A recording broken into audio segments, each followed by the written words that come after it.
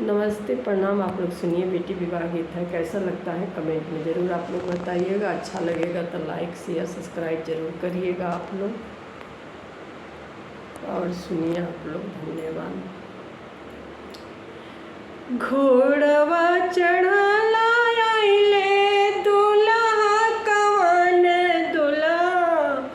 घोड़वा चढ़ला आइले दुल्हा कवन दुल्हा, दुल्हा कवन की ऊपर भैले डमरू बाजाइए सखी, आरे ऊपर भैले डमरू बजाइए सखी, डमरू बजाई सखी धिया के जगावले, अरे बेटी के जगावले से काही के उठा मालिन बिटिया, से उठा मालिन बिटिया हो। हम तो से पूछिले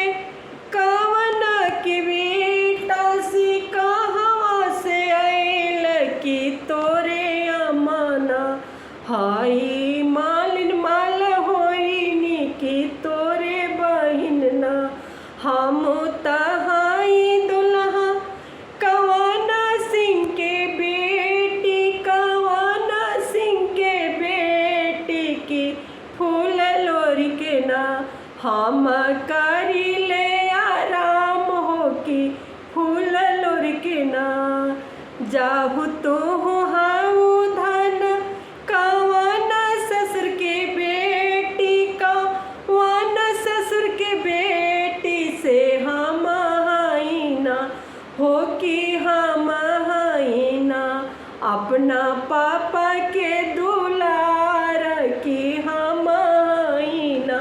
अपना पापा के दुलरुआ बेटा हम जाहु तो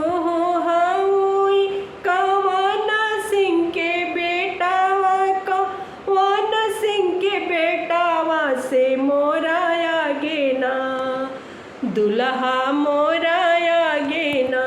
उजे पोथिया बिचारी से मोरा आगे ना,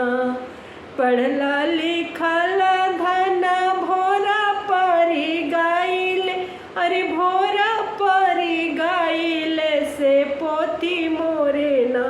धाना छूटली बनारस की पोथी मोरे ना, धाना छूटली बनारस की पोथी मोरे ना,